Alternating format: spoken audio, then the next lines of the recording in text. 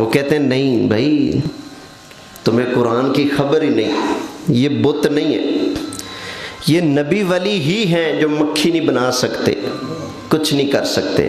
اچھا دلیل؟ تو کہتے ہیں جی عبادت کا انکار بت تو نہیں نہ کر سکتا، بت بیچارہ بول سکتا ہے؟ اپنے بہانے سے انہوں نے بڑی دلیل پیش کی ہے۔ ہرگز نہیں۔ سَيَكْفُرُونَ بِعِبَادَتِهِمْ، وہ تو ان کی عبادت کا انکار کریں گے، جیسا کہ پہلے بھی آ چکا ہے، وہ فرشتے ہوں، اولیاء اللہ ہوں، انبیاء ہوں، حضرت عیسیٰ ہوں، شیخ عبد القادر جیلانی ہوں، کوئی بھی ہو، ان کا تو مانگو تو کفر کر دے گا۔ تم کیا کہہ رہے ہو؟ ہمیں تو معلوم بھی نہیں تھا کہ تم ہم سے دعائیں کرتے رہے اور ہمیں سمجھتے رہے کہ ہم تمہیں چھڑا لیں گے۔ سَيَكْفُرُونَ بِعِبَادَتِهِمْ، وہ انکار کریں گے ان کی عبادت کا۔ وَيَكُونُونَ عَلَيْهِمْ ضِدًّا، اور وہاں ان کے مخالف ہوں گے، انہیں وہاں پر پروسیکیوٹ کروائیں گے۔ کہتے ہیں بھئی یہ نبی ولی ہیں جن کو تم پکارتے ہو یا رسول یا غوث یا داتا یا فلاں یا فلاں یا علی یا رسول اللہ یا حبیب اللہ یا رسول اللہ انظر حالنا، یہ جو تم اس طرح سے پکارتے ہو یہ پکارنا عبادت ہے، اور تم نے آس امید رکھی ہے نبی پر، اللہ کے ولیوں پر۔ جب قیامت والا دن آئے گا یہ تمہیں بجائے عزت دینے کے ذلیل کریں گے، تمہاری ان عقیدتوں کا وہ انکار کر دیں گے اور الٹا تمہیں ذلیل کریں گے بجائے تمہیں بچانے کے۔ تو یہ انہوں نے دلیل پیش کی ہے۔ تو میں گزارش کروں گا کہ ذرا پڑھنے کی زحمت کر لیا کرے بندہ، تو اس طرح کی بے وقوفی سے بچ جاتا ہے۔ یہ میرے ہاتھ میں جس صاحب نے سوال بھیجا ہے انہی کے بزرگوں کی تفسیر ہے، تفسیر ماجدی، اور اس کی جلد نمبر 3 ہے، صفحہ نمبر 213 ہے۔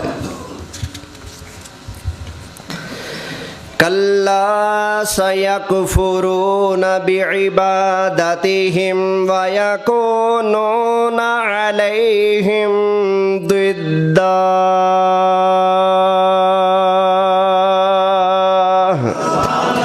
قیامت والا دن آئے گا تو وہ ان کے معبود ان کی عبادت کا انکار کریں گے اور ان کے مخالف بن جائیں گے۔ یہ کون ہے؟ اب یہ دیکھیں جی، لکھتے ہیں مشرکین کا ایک طبقہ بعثت بعد الموت کا اور اپنے دیوتاؤں کی شفاعت کا قائل تھا۔ کن کی شفاعت کا؟ دیوتاؤں، بتوں کی شفاعت کا قائل تھا۔ باقی اگر عزا کا مفہوم صرف دنیوی مدد و نصرت تک محدود رکھا جائے تو یہ آیت کا مضمون سارے ہی مشرکین پر ثابت آئے گا۔ بڑی غرض اس پر پوجا پاٹ یا جاپ یا منتر سے ہر قوم کے مشرکوں کو یہی ہوتی ہے کہ فلاں دیوی ہم کو بیماری سے اچھا کر دیں، فلاں دیوی ہمیں مقدمہ میں جتوا دیں، فلاں دیوتا ہمیں جنگ میں کامیاب کر دیں، فلاں دیوی ہمیں روپیہ خوب دلانے لگے۔ تو کہتے ہیں جی دیوتاؤں سے، دیوی سے، بتوں سے مشرکین امیدیں رکھتے تھے نا کہ یہ قیامت والے دن ہمیں بچائیں گے اور یہ ہمیں پیسہ بھی دلوائیں گے، ہماری مدد بھی کریں گے، ہماری بیماریوں کو بھی دور کریں گے۔ بتوں سے امیدیں رکھتے تھے۔ تو یہ جب قیامت والا دن آئے گا تو یہ بت اپنے ان مشرک پجاریوں کے اس عبادت کا انکار کریں گے اور ان بتوں کے پجاریوں مشرکوں کے خلاف ہو جائیں گے۔ تو یہ کن کے بارے میں؟ بتوں کے۔ یہ آیت بھی بھائی بتوں کے بارے میں ہے، اللہ کے ولیوں نبیوں کے بارے میں تو ہے ہی نہیں ہے۔ ایک صاحب اٹ گئے، نہیں جی بت بول ہی نہیں سکتا، بولنا جاندار کا خاصہ ہے۔ یہ جو تم نبیوں ولیوں کو پکارتے ہو وہی تمہاری عقیدتوں کو رد کریں گے، وہی تمہارے مخالف بن جائیں گے۔ اچھا بھئی تو نے پھر میرے رب کے کلام کو نہیں سمجھا، تجھے نہیں پتا میرا رب بلانے پہ آئے تو کس کس کو بلا لیتا ہے۔ سنا دو پھر؟ آ جی سورہ حامیم السجدہ میں آ جائیے. نعرہ تکبیر، نعرہ رسالت، نعرہ حیدری. سورہ حامیم سجدہ میں اللہ تعالیٰ قیامت والے دن کن کن کو بلائے گا اس کا ذکر فرماتا ہے. ذرا محبت سے سبحان اللہ کہہ لیجئے اور سن لیجئے.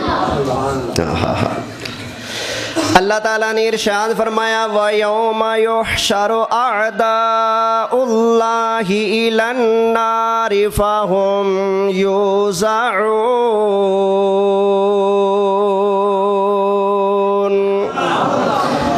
اور جس دن اللہ کے دشمن آگ کی طرف ہانکے جائیں گے. آگ کی طرف ہانکے سمجھتے ہو نا؟ فرشتوں کے ہاتھ میں ڈنڈے ہوں گے. جہنم سے لوگ بچنے کے لیے بھاگیں گے نا, چل ادھر, تو فرشتے ڈنڈے مار مار کے اللہ کے دشمنوں کو کہاں پھینکیں گے؟ جہنم میں پھینکیں گے. وہ ہانکے جائیں گے. فَهُمْ يُوزَعُونَ, وہ ہانکے جائیں گے تو پھر ان کو تھوڑی دیر کے لیے روکا جائے گا. تو کیا ہوگا؟ ایک گروپ ان کا پیچھے ہوگا. حَتَّى إِذَا مَا جَاءُوهَا, وہ پچھلا گروپ بھی آ جائے گا. جب سارے مل جائیں گے نا تو اللہ تعالیٰ کی بارگاہ میں وہ انکار کریں گے, یا اللہ ہم تو بتوں کی عبادت نہیں کرتے تھے, یا اللہ ہم نے تو صرف تجھے مانا, ہم تو تجھے مانتے تھے, ہم تو کافر نہیں تھے, ہم تو مشرک نہیں تھے. جب وہ انکار کریں گے تو اللہ ان کی زبان پر تالا لگا دے گا. تو کیا ہوگا؟ اللہ تعالیٰ نے ارشاد فرمایا حَتَّى إِذَا مَا جَاءُوهَا شَهِدَ عَلَيْهِمْ سَمْعُهُمْ وَأَبْصَارُهُمْ وَجُلُودُهُمْ بِمَا كَانُوا يَعْمَلُونَ.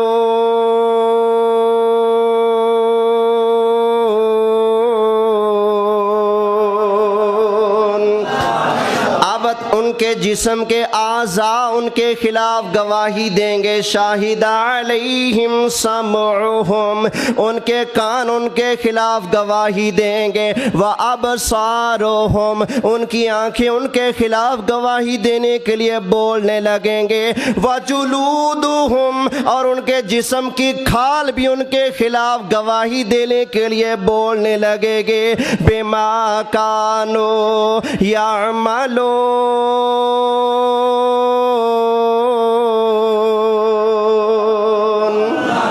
وہ جو کچھ بھی کر کے آئے ہیں ان کے کان بھی, ان کی آنکھیں بھی اور ان کی کھال بھی ان کے خلاف گواہی دینے کے لیے بولنے لگے گی. اب بتاؤ, کان بولتے ہیں لیکن اللہ بلائے گا کہ نہیں؟ آنکھیں بولتی ہیں اس دن؟ یہ کھال, یہ چمڑا بولتا ہے لیکن اس دن اللہ بلائے گا کہ نہیں؟ بلائے گا. اللہ تعالیٰ نے ارشاد فرمایا وَقَالُوا لِجُلُودِهِمْ لِمَ شَهِدتُّمْ عَلَيْنَا, کافر کہیں گے اپنے کانوں سے, اپنی آنکھوں سے, اپنی کھال سے, تم کیوں ہمارے خلاف بول رہے ہو؟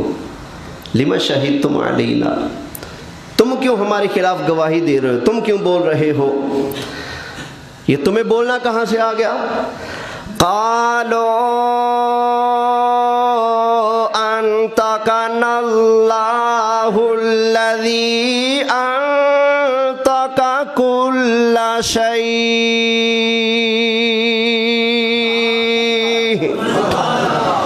تو جب کافر حیران ہو کر اپنے ہی جسم کے حصوں سے کہیں گے اوے تم کیسے بول رہے ہو ہمارے خلاف, تو ان کے کان, ان کی آنکھیں, ان کی کھال, چمڑا, کھلڑی, وہ کہیں گے ہمیں اسی نے بولنا سکھایا ہے. انطق کل شیء, جس نے ہر چیز کو بولنا سکھایا ہے. جس اللہ نے باقی ساری کائنات کی چیزوں کو زبان عطا فرمائی، نطق بولنے کی طاقت عطا فرمائی ہے، اسی رب نے ہمیں بھی بولنے کی قدرت عطا فرمائی ہے۔ اب بتاؤ بھئی قیامت والے دن جو چیزیں نہیں بولتی وہ بول رہی ہیں کہ نہیں؟ امید ہے آپ کے لیے اتنا کافی ہو گیا ہوگا، وگرنہ سورہ یاسین پڑھے، تشہد ارجلہم وتکلمنا ایدیہم، ان کے ہاتھ ہم سے کلام کریں گے، ان کے پاؤں ان کے خلاف گواہی دیں گے۔ بھائی بے زبان چیزوں کو رب بلوانا چاہے تو بلا سکتا ہے۔ یہ نبیوں ولیوں کے بارے میں نہیں، یہ کافروں کے بارے میں ہے۔ کافر جن بتوں کی پوجا کرتا ہے، جن بتوں کو آج اپنا سہارا مانتا ہے، جن بتوں پر آج اپنی شفاعت کی امید رکھتا ہے، جن بتوں کو پکارتا ہے اپنی مشکلات میں، اور جن بتوں کے بارے میں گمان کرتا ہے یہ ہمیں روزی دیں گے، یہ ہمیں صحت دیں گے، یہ ہمیں اولاد اور بچے دیں گے، قیامت والا دن آئے گا، سَيَكْفُرُونَ بِعِبَادَتِهِمْ وَيَكُونُونَ عَلَيْهِمْ ضِدًّا، بجائے وہ بت ان کا سہارا بننے کے ان کی عبادت کا بھی انکار کریں گے اور ان کے مخالف بھی بن جائیں گے۔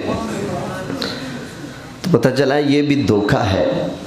دھکے سے کافروں والی آیتیں پڑھ پڑھ کر نبیوں ولیوں پر فٹ کرنا ہے۔ نبیوں ولیوں کی تو شان، سبحان اللہ۔ یہ آپ کا ایمان بچانے کے لیے میں بار بار اس مضمون کو دہرا رہا ہوں، بیان کر رہا ہوں تاکہ آپ اچھی طرح سمجھ سکیں، کسی کے مغالطے میں نہ آئے۔ بھائی وہ بت ہے جو مکھی نہیں بنا سکتا، وہ بت ہے مکھی کچھ چھین لائے تو چھڑا نہیں سکتا۔ ان الذین تدعون من دون اللہ لن یخلقوا ذبابا ولو اجتمعوا لہ، سن لو کہ اللہ رب العالمین کے علاوہ تم لوگ جس کی بھی عبادت کرتے ہو، چاہے کسی قبر کا مالک ہو، کسی قبر میں مفتون کوئی پیر ہو، کوئی سجادہ نشین ہو، کوئی مورتی ہو، کوئی مندر یا گرودوارا ہو، دنیا کی بڑی سے بڑی طاقت ہو، زندہ انسان ہو، مردہ انسان ہو، جانور ہو، انسان ہو، بڑی سے بڑی طاقت ہو، سارے کے سارے لوگ جن کو اللہ رب العالمین کے علاوہ پکارا جاتا ہے، مشکل کشا سمجھا جاتا ہے، جن کو حاجت روا سمجھا جاتا ہے، جن کو اپنا معبود سمجھا جاتا ہے، جن کی پوجا کی جاتی ہے، جن کے سامنے ہاتھ پھیلایا جاتا ہے، جن سے دعائیں کی جاتی ہیں، جن کو اللہ رب العالمین کے ساتھ شریک ٹھہرایا جاتا ہے، وہ سارے کے سارے لوگ کان کھول کر کے سن لیں کہ یہ لوگ سارے کے سارے معبودان باطلا، چاہے بغداد والوں کو بلا لیں، اجمیر والوں کو دعوت دے دیں، دنیا کی ساری طاقتوں کو اکٹھا کر لیں، لن یخلقوا ذبابا ولو اجتمعوا لہ، اللہ رب العالمین نے قرآن مجید میں ارشاد فرمایا کہ یہ لوگ ایک مکھی بھی پیدا نہیں کر سکتے، اگرچہ سارے کے سارے اس کو پیدا کرنے کے لیے جمع ہو جائیں۔ وَإِن يَسْلُبْهُمُ الذُّبَابُ شَيْئًا، اگر یہ مکھی ان سے کوئی چیز چھین کر کے لے جائے، اچک کر کے لے جائے، کوئی چیز ان کے پاس سے اٹھا لے، تو اس کو واپس لینے کی طاقت بھی ان کو نہیں دی گئی ہے۔ اخیر میں فرمایا ضعف الطالب والمطلوب، کہ پکارنے والے اور جن کو پکارا جاتا ہے، شرک کرنے والے اور جن کو شریک کیا جاتا ہے، یہ بڑے کمزور ہیں، لاچار ہیں، یہ بڑے بے یار و مددگار ہیں، ان کے پاس کوئی طاقت نہیں۔ میرے ساتھ کن کو شریک کرنے لگے ہو؟ کن کو کرنیاں بھرنیاں والا اور کرما فضلہ والا کہنے لگے ہو؟ کن کو کھوٹی قسمتیں کھری کرنے والا کہنے لگے ہو؟ کن کو غریب نواز اور لجپال کہنے لگے ہو جو مکھی نہیں بنا سکتے؟ لن یخلقوا ذبابا،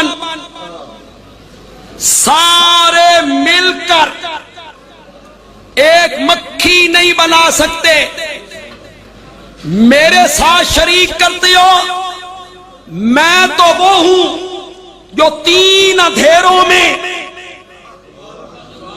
ایک ماں کے پیٹ کا اندھیرا، ایک رحم کا اندھیرا، ایک اس جھلی کا اندھیرا جس جھلی میں لپیٹ کے ہم تیری تصویریں بنا رہے تھے، اس پردے کا اندھیرا میرے ساتھ شریک بناتے ہو؟ میں وہ ہوں جو 3 اندھیروں میں گندے پانی کے قطرے پر نقشے جماتا ہوں اور یوسف جیسا حسین بنا کے رکھ دیا کرتا ہوں۔ ایک طرف میں ہوں، ایک طرف تمہارے معبود ہیں، ایک طرف میں مشکل کشا ہوں، ایک طرف تمہارے مشکل کشا ہیں۔ لن یخلقوا ذبابا، وہ ایک مکھی پیدا نہیں کر سکتے، نہیں۔